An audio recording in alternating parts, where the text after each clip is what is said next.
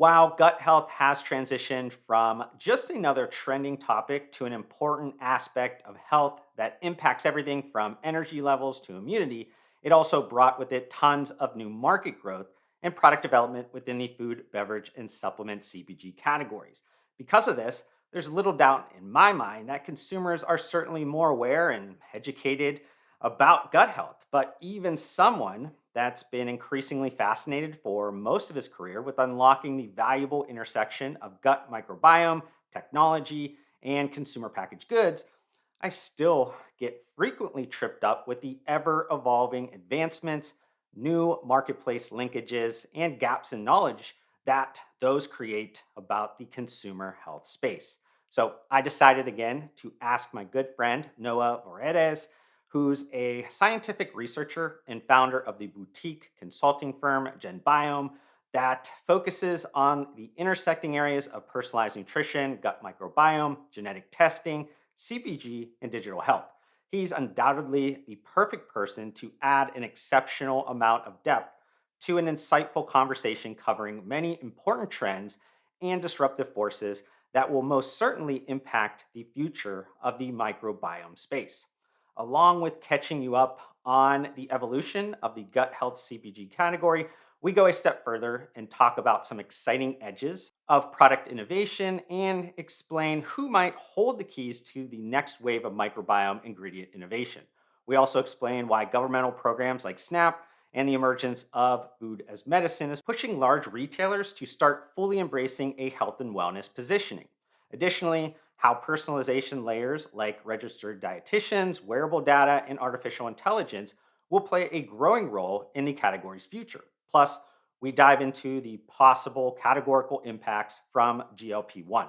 Finally, we tackle an often overlooked part of gut health, the small intestine, which reminds me that I want to quickly show some love to Nimble Science for supporting this piece of content. Due to the complexity, cost, and invasiveness of endoscopy, our understanding of the small intestinal microbiome significantly lags behind our understanding of the colon. Yet, gaining access to multi-omic data from the small intestine could very likely be the key to unlocking a new wave of gut microbiome product innovation. So, to reach the unreachable, Nimble Science developed its Simba system that utilizes a single use ingestible passive capsule that allows for the non invasive endoscopic quality sampling of small intestinal contents. You'll hear more about the Simba capsule in our conversation, but I'm also going to leave the Nimble Science website link in this content's description. But without further delay, here is the recent conversation I had with my good buddy, Noah Voreades. I think there's a rare group that can not only play the supporting actor role, but also transition into being the leading man. And maybe for those that have no idea what the heck I'm talking about, Noah actually joined me on a smaller guest segment last year. I don't know when last year, but it was a piece revolved around probiotics and kind of the CFU commoditization, a bunch of different things going on there. But overall, I mean, just want to thank you, Noah, welcome you back to the show, and just glad that you're going to be the one that we explore this interesting topic with. Thanks so much, Josh, for having me back. Loved the first kind of session we had together, and looking forward to, I think, having some microbiome components with what we're going to chat about, but also kind of thinking a little bit more broadly and unpacking some big picture trends that really relate to a lot of the work that you're doing as well within the broader CPG kind of functional health spaces. So yeah, excited to chat. Yeah, so just to kind of further set the tone, I guess, for the content, just for the audience, because maybe it's going to be a little bit longer piece of content than normal. We're going to run through, I think, a selection of maybe important trends or disruptive forces that are, at least in our mind, most certainly going to impact the future of, like Noah said, microbiome, but it's also just a kind of number of different things that people can, take the information, probably apply it in their own category, even if maybe they aren't necessarily really deep into that space. Maybe they're adjacent to it or whatever. But first, maybe we need to kind of quickly, set the stage of explaining, where we were before, maybe just broadly, and then, where we are now within kind of the category. Maybe you can add some context, at least from my understanding, is that definitely then, and this is probably when I became, from a consumer and transitioning into the workforce a little bit. It was this whole space as a whole microbiome. If we look at that as like a category or as a space, like it was really the supplements were the form factor. Yep. You most likely got those products, or at least the most advanced products, in specialty retail. And then they were really kind of focused on, singular ingredient, or probably through the lens of probiotics. I would imagine that was kind of where all that was at. And then kind of where we are now, and that's, to date myself, that's probably 15 or so years later. Tons of diverse formats in terms of the category overall, food, beverage, different, just different kind of delivery forms. You have pretty much all retail that is at one point or another covering or carrying a number of different advanced products in the space. And then just the products as a whole seem to be looking at it from a number of different ways. It's no longer just through this one lens. It's kind of multifunctional, or kind of looking at different accesses or how things interact together, and kind of trying to go through all those types of things. Again, I don't know if I overgeneralized some of that or if I missed some of it, but is that kind of how you see the space from where it was, where it is now? 100%. I think, 15 years ago, I don't even think microbiome was a term. It was really just probiotics. If, people, and this was like, the very small subset, I wouldn't even call them biohackers. I think it was just more of like this super healthy, set of people of probably a wide range of age and demographics, but probably typically, older, and a little higher socioeconomically. And they were really, taking the few probiotic SKUs that were on the market. And I would say there was probably, kind of some key trends. One is that, you started to have the initial companies that were starting to be built, within the consumer space to really build out probiotics, being not maybe behind any type of like shelf or counter, like maybe not behind the pharmacy, or sold through a pharmacist directly, or sold directly to a healthcare practitioner with a single strain, or a smaller formulation of strains. And not only that, but just being strain focused versus, what I would call polybiotic or multibiotic focused formulations, both in capsule, gummy, and then obviously moving into, functional CPG. And so kind of like fast forward to today, if you go walk through, a grocery store of any kind, whether it's in the natural channel or mass market, the term microbiome is going to be, or gut health, or probiotic, or prebiotic. And now we're starting to hear postbiotic is going to be sprinkled on so many different products, throughout kind of like the set. So it's evolved from, capsules with a probiotic focus, primarily GI health, whether it's immune, women's health, stress, mood, and then obviously functional food and beverages. And then obviously the increase in the combination of those, into different and unique formulations, pro plus pre, maybe all three of them, or just some of them are starting to have postbiotics by itself as like a standalone hero ingredient, to support a health claim. So it's evolved substantially. And so I think Spins has done a great job, both, Scott and I, presented earlier this year into kind of like a future of microbiome session. And the term that we both used was, the move to multi. And so I think that's like, if you're going to use only one word and even a suffix of something, it would be, everything is multi. Which makes a lot of sense, because I think that, again, where what we call it, the nucleus of kind of excitement within, and I'm going to use like a broad sense, like the supplement industry, but really that has in itself like kind of taken on a mind of its own. Like, what is a supplement? What isn't a supplement? Like, can you say that food and beverages are supplements, or whatever? I think ultimately the consumer is kind of switching out those things, blurring lines naturally based on how they just kind of are trying to solve certain problems. But I am always like super excited towards like some of the, what I would consider like the polar ends, or kind of the edges of the supplement industry, the ones that people maybe are like, I don't know if that's supplements, like things that are, maybe closer to like pharma type of applications, or kind of playing around with some of those things. Maybe that's not even from just the actual product ingredients. Maybe that's also just the way they're building up an ecosystem or a platform.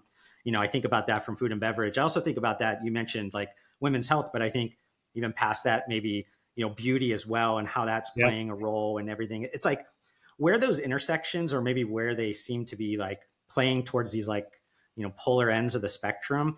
Like there's just a lot of just really interesting activity that's happening, from a, raising a bunch of capital, and that's obviously stunted by the time frame in which we are in, but like you're still Yeah. seeing deals getting made. You're still seeing, raises of capital in those areas.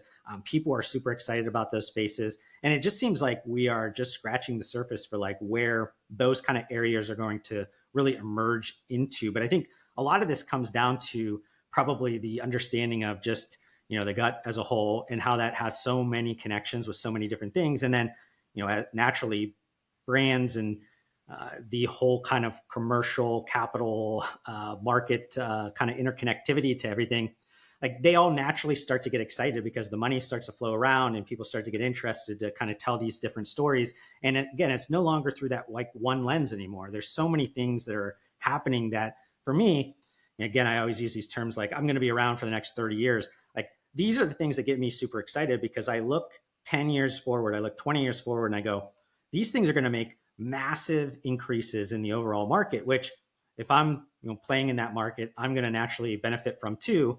Uh, I don't know. It's just one of those things. I don't know if you see it from that angle or not, but like I definitely have been super excited by a lot of these things lately. Yeah, I think that's a really interesting way to frame how the microbiome space has evolved. And I would think of it in a few distinct buckets as far as, why and how has it evolved from just being very probiotic centric, somewhat niche, very like singular channel to, obviously where it is today, touching so many different areas from within our body to, like you mentioned, skin and pet and all these other things. And I think if you kind of like put it into kind of high level buckets, I think you have, scientific advancements, you have, formulation technology advancements, and then you have social. And to some degree, I actually think the social is the strongest reason why the space has had such an evolution. I think the science has been important, and the growth of like novel strains and new prebiotics and postbiotics and linking all of these functional ingredients to a variety of functional health conditions that are legitimately contributing to people living better, healthier lives. But fundamentally, what's happened is the conversations that once used to be taboo around gut health, bloating, bowel regularity, Belly Welly, I think, did a great job of like destigmatizing IBS with their Hot Girls of IBS campaign, by using a billboard, and it's really funny because they used a media channel that for many was, maybe not as used. Like most early stage brands initially would think, well, I'm going to try and use a digital channel, but they said, let's go old school. Let's go back to something in places that people are going to see, billboards, out of home type stuff. That's going to, like, as somebody's driving, they're going to see it. So I think the social element has been incredibly important as far as destigmatization. Number one. Number two, I think within kind of that social construct, our lifestyles have changed a lot. Our lifestyles have become busier, hectic. The stress level, I think, is something that's constantly cited across like every single consumer insights report you see as far as what is the consumer most worried about and trying to optimize in their life. And stress is one of them. And then so you have all these corollaries to how stress impacts the gut, whether it's, shifting the bacteria in your gut into a non-healthy way, whether it's not having enough time to eat properly, right? Because we're moving at a much faster pace. So we don't have time to sit down and eat 3 kind of square meals a day that are probably way more nutrient dense, right? So it's opening up this functional category. And then also I think, you know, you have a different demographic, like, whether it's Gen Z and millennials are shifting away from being very capsule VMS focused to, liking to consider, they consider that food and beverage products can be considered supplements for them.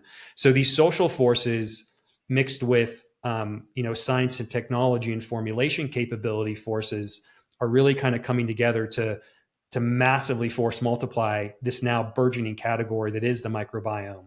And I think when you think about pushing out beyond the human body into, like the insides of the human body into skin, and into pet, pets, I think something that's really interesting, because if you look at, some of the consumer insights data, um, pet owners, when they're looking for products for, their dog or their cat, are looking for strains that they know of, right? And whether that's the right strain is a whole separate scientific conversation. But this concept of familiarity, and then also of wanting to treat their pets in the same way that they would want to be treated, has obviously created, these businesses that have had exits, like Nom Nom, for example, exiting to Mars for $1 billion. They had a whole microbiome testing side of things, and even Embark, which is, was like the first like kind of like pet DNA testing company, is starting to experiment with, pet microbiome testing and kind of like pet microbiome products. And there's probably a myriad of reasons for that. So it's really an exciting time, and I think also it's going to be dictated by brands, and how they're going to position their product, as far as where the segments are going to see the most growth.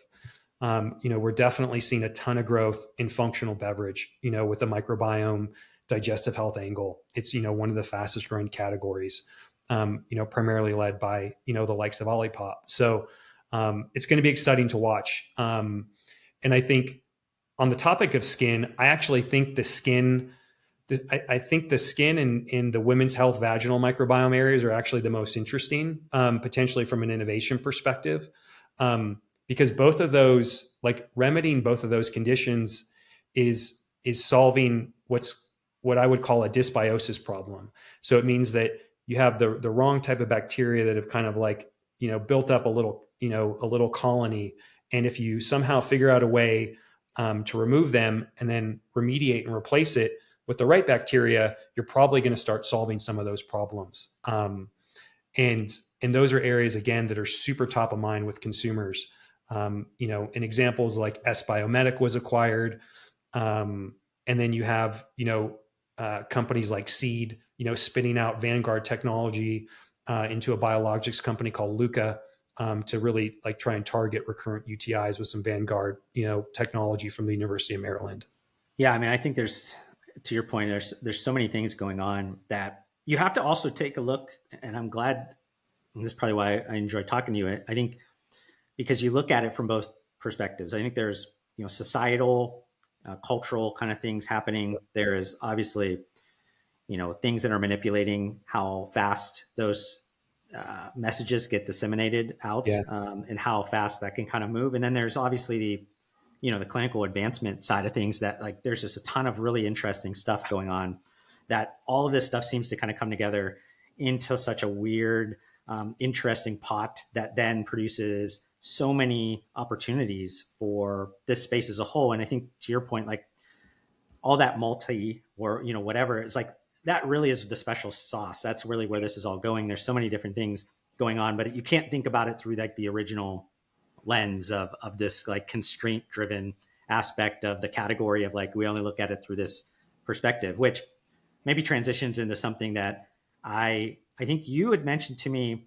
It was like a year or maybe more than ago. And it was around a technology where basically I think you were swallowing a capsule, and basically that capsule was going through the small intestine and through everything. And basically then you're retrieving it. And then that in itself was giving you some set of information that then you could, essentially act on. But like, I think all of that goes through maybe the small intestine as a whole. And maybe that's something that, gets maybe bucketed into the gut health or not, or whatever. But like the segmentation out of that, like maybe there's a lot of important stuff going on that is just starting to scratch the surface, right? Totally. And I think you raise a really good point about, what happens when a category maybe starts to get saturated a little bit. And also, what are some of the reasons why, at least with the microbiome in the GI, why have we focused only on what would be considered the lower gut or the colon? And the reason is because looking at what's going on in the small intestinal microbiome has been really challenging up until, very recently. And it's been challenging because it's really hard to get to. And so usually it's only due to an endoscopy, which means you got to, go under anesthesia and, get cut. And like the chances of that happening is very rare. And there's only been a very, very few actually microbiome studies that have tried to look at, endoscopy based sampling to look at the microbiome. But more importantly, I think, the microbiome space, due to technology innovation. And if you think again, if we take a big step back, like um, what has propelled functional CPG, functional VMS, what has propelled our entire world forward is really technology, and it's been technological advancements. And so now, there's a company called Nimble Science that has, their Simba capsule, which is basically something the size of like, a Tylenol that you swallow. And what it allows you to do is collect basically a sample in the small intestine multi-omically. And so why does that matter, and what's the value there? I think to the microbiome space is now it opens up potential new product innovation opportunities, and a myriad of other things. But I think for the sake of our conversation, a lot of product innovation opportunities for the small intestine, right? Because what's happening in the small intestine is a lot of really like digestion and absorption of, main macronutrients, particularly sugars, is there. And it's a very unique, different microbiome kind of composition than what's in our lower gut or in our colon.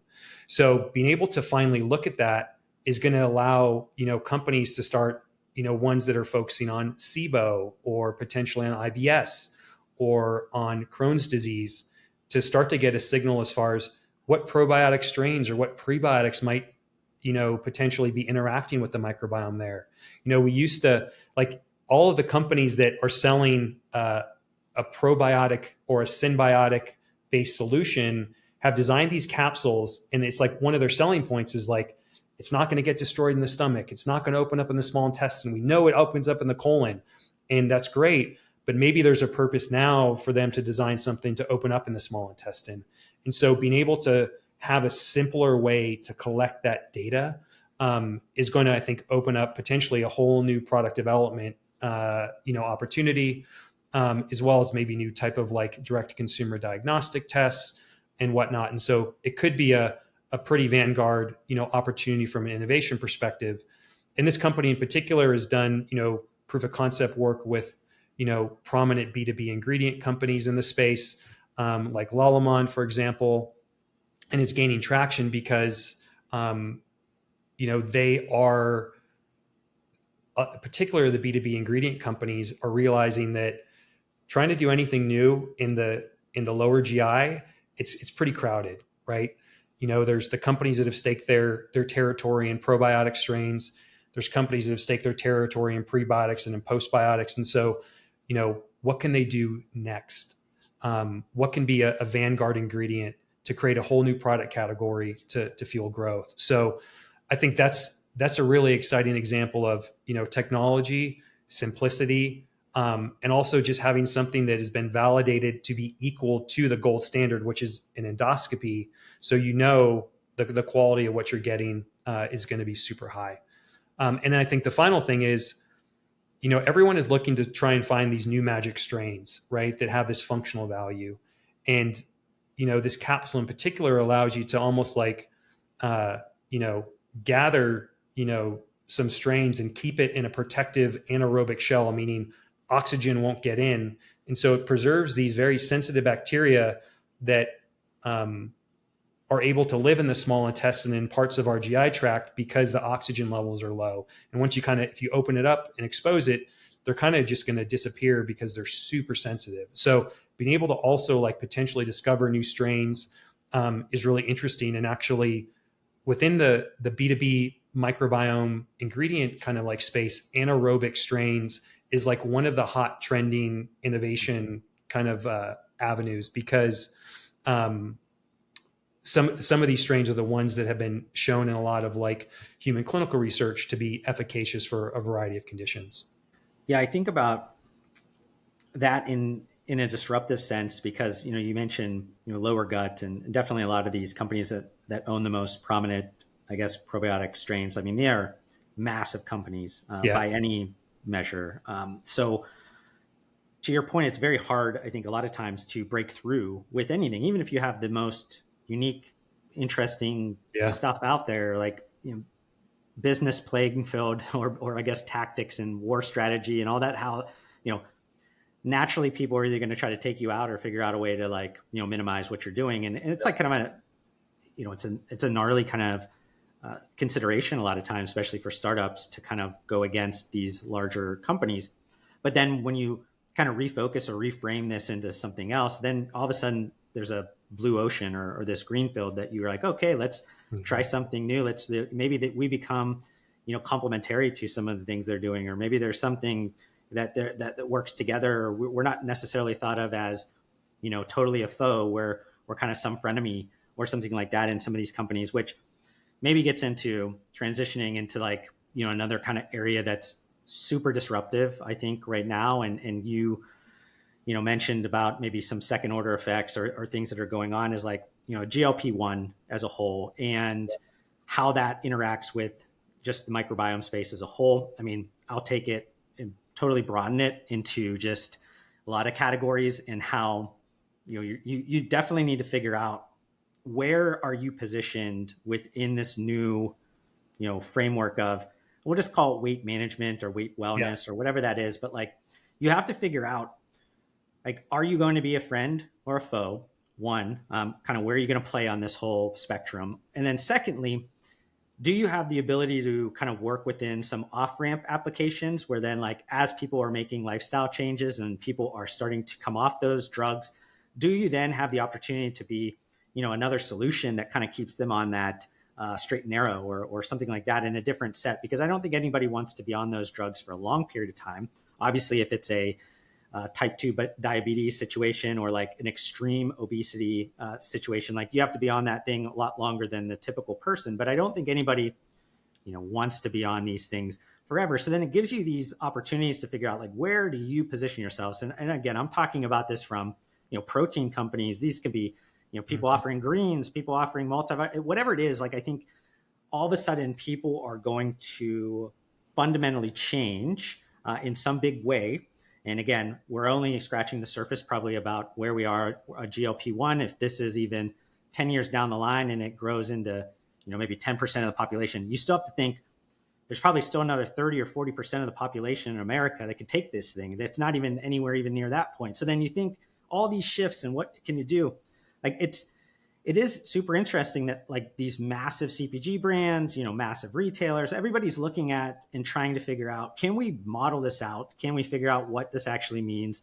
And what are the impacts? Because all of a sudden you're going to see these second order effects start to play in there. And if you're not positioned appropriately, you're going to be in trouble. And I know that's because we're thinking about the future. Like, I don't have to state that, like, yes, today, maybe there's not as much impacts that are going to be, hugely affecting your business. But again, if you want to be appropriately positioned long term, you have to consider how disruptive this particular set of, just drugs, or even like further biologics, like that whole situation, like, this can all evolve in such a way that, like, we're only scratching the surface.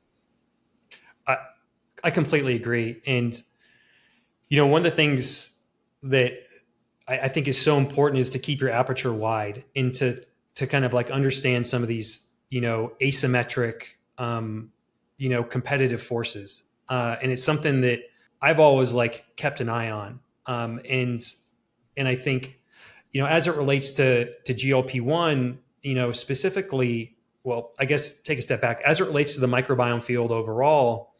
One thing I've noticed is that, when a field gets very popular, and you start to see growth, sometimes you stay very focused and you think that this party is never going to end, and that there's nothing that can be as superior. And the microbiome was a space where, there was just scientific study after scientific study saying it's linked to this, this, this, and this, and this, and there's all these associations. And some has moved beyond associations to, efficacy, like the stuff that series in rebiotics through Ferring have done with C. diff. But as it relates to metabolic health and weight loss, these two categories, as I know you're, intimately knowledgeable, have been probably for the last 3 to 5 years, like within kind of innovation conversations, like these are like the hot areas that everyone was like kind of counting on. And unfortunately, in my experience, the VMS and functional health space doesn't really, I think, sometimes see what's going on within digital health and pharma. And so GLP-1 came, for some people, they're like, wow, it just came out of nowhere. Now it's like, it's being massively disruptive. But this drug had been, this biologic, has been around for a while. But it's kind of found its path in weight loss and in metabolic health. And so all of a sudden, these plans that, all these companies have had, whether it's in the microbiome space or the protein space or the functional, CPG, VMS space, they're scrambling, right? Because at least in the short term, the efficacy of GLP-1s sometimes can be better than, a supplement or a functional CPG product. And so I think you raise a great point to say, well, now where do we fit? And what are these second order effects? And I think there's some pretty clear second order effects. And I know you touched upon it in some of your other content, but I think one is, people on GLP-1s. Well, first of all, there's a massive difference in duration, staying on GLP-1s, belief of self-belief of efficacy between people that are taking GLP-1s for weight loss and for type 2 diabetes. And there's a lot of reasons for that. But I think what's important to think about is that, that one of the biggest second order effects is that it's changing their body's, chemistry to say, I don't want certain types of foods anymore. I don't want other certain products. And so the second or third order effect is them starting to holistically reevaluate what do they want to do as far as their wellness regimen. And so I think it's going to take some deep consumer insights work on the part of brands to say, okay, maybe we're not going to be able to go head to head against a GLP-1, but at some point, to your point, people aren't going to stay on this forever, and they're not going to stay on it forever for either side effects or for a cost factor, right? I mean, there's state Medicaid, organizations that are completely stopping, any new GLP-1s because it's literally bankrupting them, right? Because it's so expensive. So I think in the microbiome space in particular, I think first of all, there's the conversation around the microbiome and certain microbiome-based ingredients producing GLP-1s within the gut. So there's that. And then, there's certain brands that are marketing themselves as, nature's Ozempic or like a natural form to that. And there's probably regulatory things that, depending on how risky you want to get, it's, you can go down that route, and it doesn't mean that it's wrong. But I do think from a microbiome perspective and probably from a functional product perspective, that there's definitely what I would consider an adjunctive approach to take, and to start thinking about how does this product force multiply the beneficial effects of GLP-1s, or for the subset of, there still is a large subset of consumers that they're not drug people, and they never will be, but they want to look after their metabolic health, and they want to support a healthy weight, or they want to lose weight. And so I think really starting to do a lot of very detailed targeting is important, but I see adjunctive applications as being super high. And then I also see as marketing as like, how can you maintain all the positive progress you made once you transition off of a GLP-1? And finally, potentially there could be something adjunctively around, our product not only helps you keep that weight off from the GLP-1, but it's going to also reduce the side effects of GI distress or anything else that's going on in the body. So it's still the early innings, but the one thing I know about pharma is once they see a cash machine, I mean, we saw this with the opioid crisis, right? Purdue Pharma saw the amount of cash that they were able to make, and they did everything to further optimize its response. And unfortunately, in the case of opioids, they didn't, do what was needed to reduce addiction. But pharma is really good once they see cash machine of optimization and of expansion and of trying to reduce any side effects sometimes. And so I think that's the big question mark. And fortunately, because Lilly with Mounjaro is going direct to consumer and they're publicly traded, we're going to start to get a sense within the next few quarters of really, is there a D2C? And you're going to start to see it, with other digital health companies that are launching, whether it's GLP-1s or other type of drugs, whether it's Roe or whether it's Hims or whether it's, WW, whether it's Found, there's a bunch of digital health companies. And so it's going to be an interesting time, but I think the key takeaway for the microbiome space is to always keep like one eye, looking kind of like wide, keep your periphery open, because you never know when that next disruption is going to come. And the final thing I'll say around GLP-1s is there was a huge study that Dr. Eric Topol shared, I think on his Twitter or LinkedIn, saying that we're also finding that GLP-1s are highly efficacious around colorectal cancer and other, conditions in which microbiome-based solutions, whether it's from a functional VMS, CPG, or even a drug target perspective, are looking to solve, that GLP-1s also solve. So it's going to be, that's like a disruptive class of biologics that it should be watched moving forward.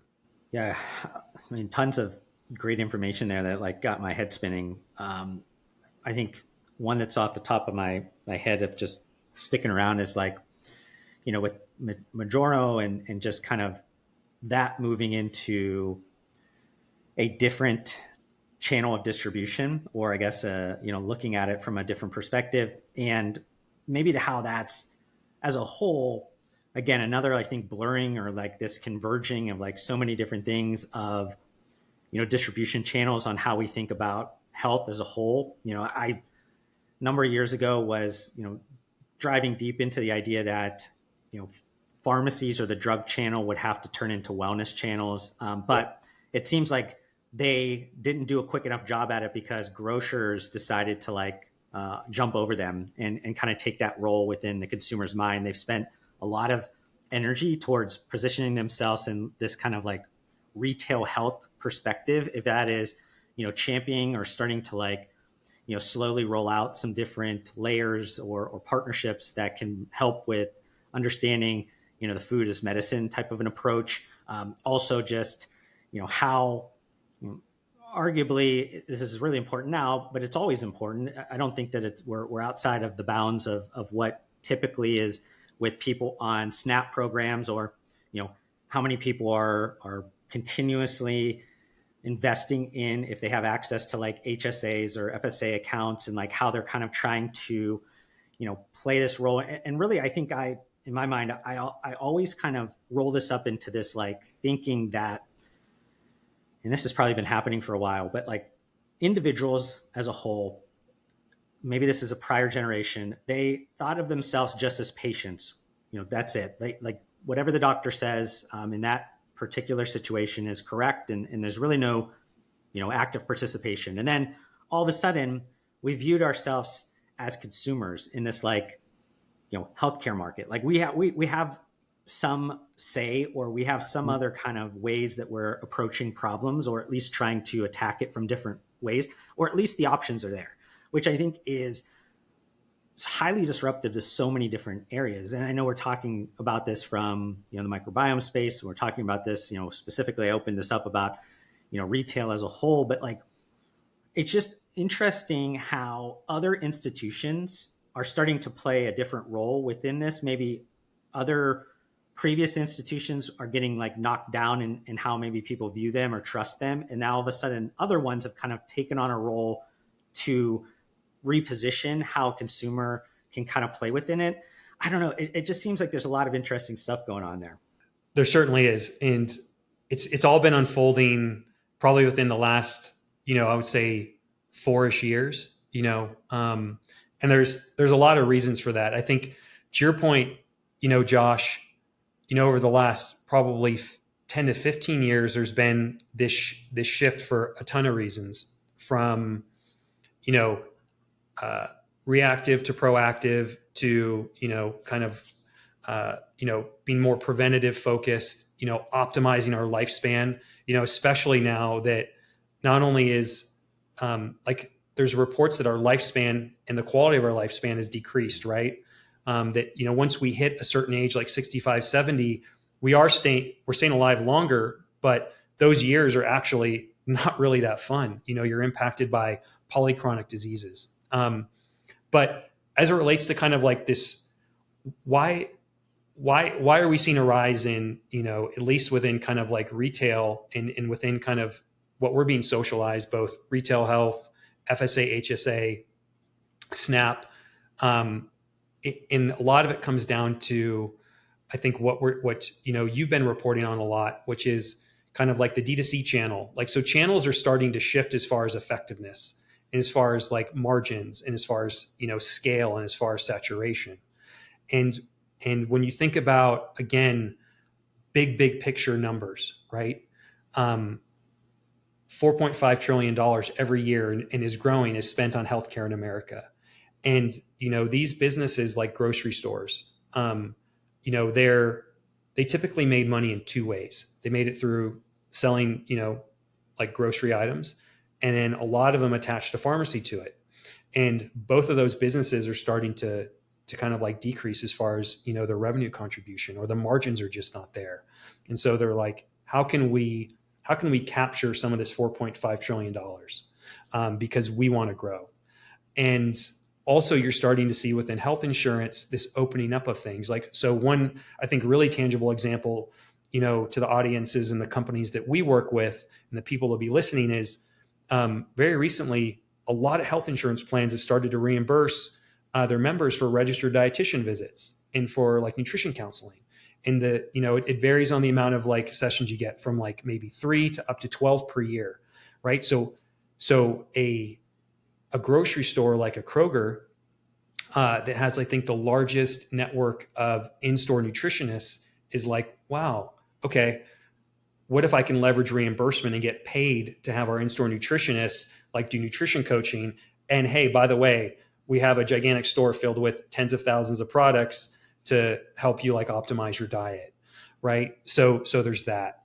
And then with FSA, HSA, I think a lot of digitally native brands are starting to, see the pinch of customer acquisition costs and all of that. And there's, just with FSA alone, there's like $3+ billion. And now there's technology is the disruptor here. You have companies like TrueMed, you have companies like Seeka Health that are figuring out ways to use some of the edge cases to make products that aren't like 100% down the fairway eligible for these programs. They figured out ways to use technology layers to make it eligible. And it's starting to open up those revenue bundles. So it's a novel revenue source. And imagine like for you or I that have an FSA or an HSA, imagine like our favorite product no longer coming directly out of our bank account, but coming out of like a separate pool of money that we're like, well, gosh, am I going to spend this whole thing this year? Because like 30% of FSA dollars aren't spent every year, and it's a use it or lose it thing. So you have some time periodicities that are being pushed. But I think fundamentally, brands within the functional health spaces, I think, would find a lot of value in understanding some of these forces that are happening, because it could present, different monetization opportunities. It could become a channel that they never even thought existed. And it could potentially be a way to make sure, again, that they don't get left behind. Because the one thing that's also happening, particularly in kind of this retail health environment, is the rise of algorithms. And algorithms to basically say what's healthy and what's not healthy. Because if you're in the healthy bucket, then you're eligible for all these other things, these pools of cash that can be used in a grocery store or like on Instacart or, wherever. So it's really important to understand how your brand fits into these places and how your brand is considered within these algorithms that stores are starting to use. Like, Kroger has their opt-up score, which they use. And it's like their prominent thing that they display with products from 0 to 100. The higher you are, the better.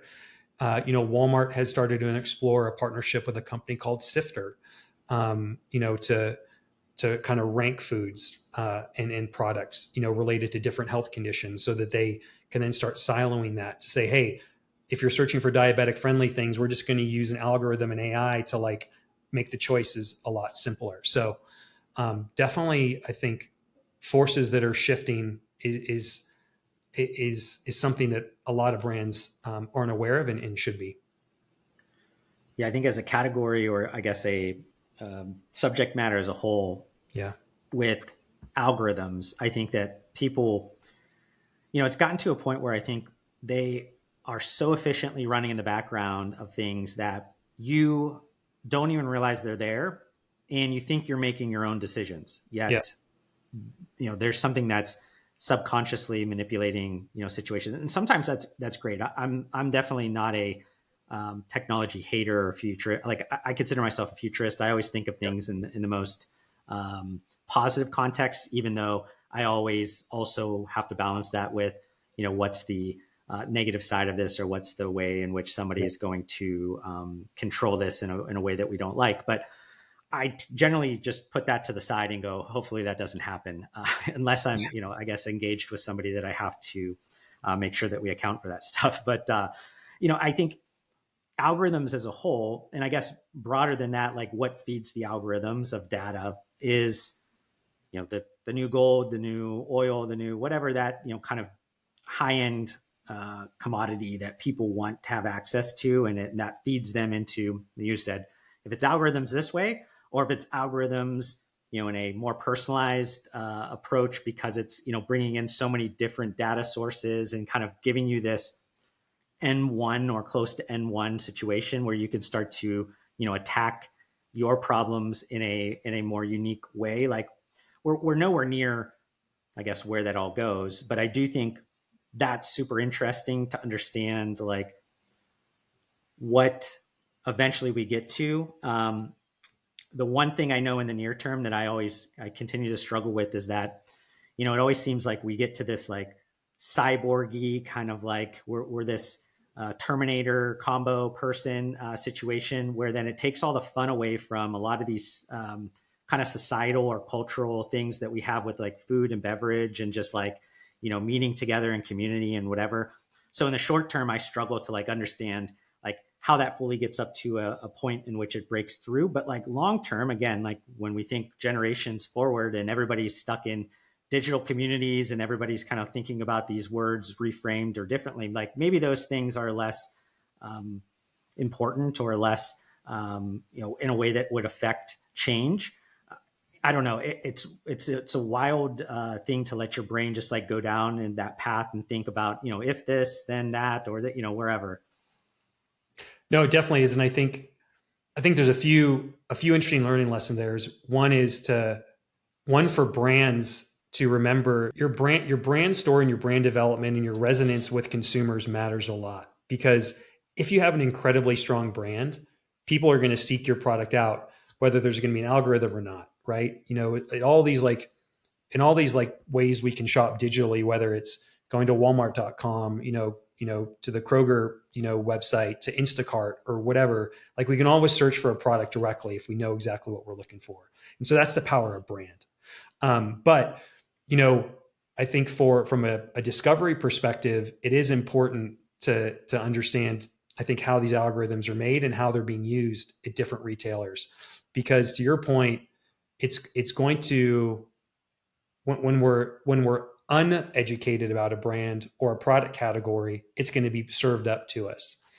And also, I think what's important as well, and it's something that I've seen, in my work, particularly, with Olipop, as far as helping them kind of in this, what we're calling it a beverages medicine space, is once I started digging into how some of these algorithms are constructed, I realized that they have a lot of good intent, but for products that are disrupting a category, like an unhealthy category, and again, just to use Olipop as an example, disrupting like people, consuming soda, right?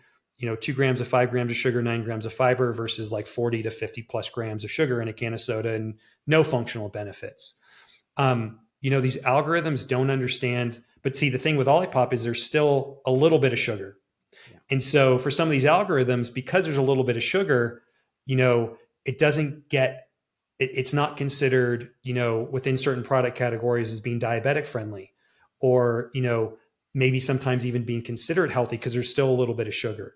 And so you're like, well, that's totally nuts, because we know that it's getting people to stop drinking soda, which is the ultimate goal of what we want. So I think, some of these algorithms, their intent is to mean well, but they have to be careful to not be too rigid, to filter out products that actually are doing good in this world, and but would be, by the rigidity of an algorithm, kind of excluded, and it would be excluded from someone that could potentially, benefit from consuming that product, whether that's, directly or like indirectly. And while still, to your point, a lot of these better for you products are kind of like built on the same nostalgic structure of the things that the unhealthy product, got us to love. And, for people like us, that grew up with an age of so many unhealthy products that now are being better for you, right? Like, we have all this nostalgia in our brain of like, what was it like sharing our, Coke around, or like our favorite soda, with our friends or our family in special moments, or, sharing like another iconic, but maybe not super healthy product that's being disrupted, whether it's, better for you gummies with fiber, like gummy bears, or candies with fiber, or, a snack type of thing, if you have IBS, when you couldn't have it when you were a kid, so I think that's also important to think about, for these people making algorithms, that there's an emotional nostalgic component associated with some of these better for you products that also have, some positive effect on community and socialization. Yeah, I think to your point, I think especially some of the early algorithms and things, like they miss on the general like context of Yeah. what's around them, because ultimately they're Hey, the Josh. rules. It's like you feed them the rules, and that's what where we need kind of that evolution towards AI and machine learning, and kind of having the ability to kind of adjust over time to what the overall environment is. And again, those things are obviously running again in the background of a lot of decisions, and they will continue to.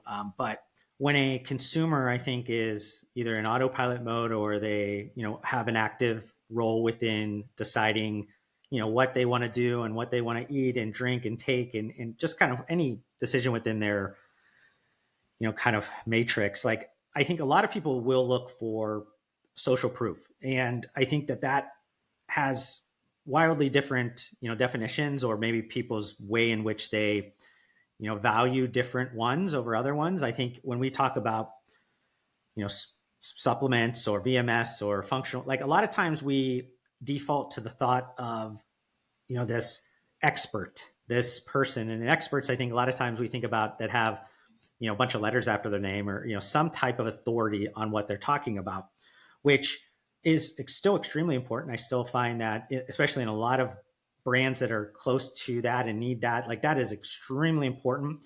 I think there are platforms and things that maybe help you gain some of that expertise, or people kind of giving that thumbs up to say like, oh, this is a great product, we love this one. But on the flip side, I think if we probably took the whole population, most people are getting their social proof from like what their social media, and that's Yeah. probably TikTok, because they do a extremely good job at feeding you with things that kind of just confirm what you already are thinking. Like they're just like, they make you to the point where you believe that this is the most impressive thing you've ever seen in your life, and it makes you act on that, which is super impressive from their perspective, but also super scary from what we're talking about, because you could quickly get information that maybe is not the most, appropriate or great to act on for somebody to do, instead of having maybe some better sets of thumbs up that will give you products that maybe are better suited for what you're looking for.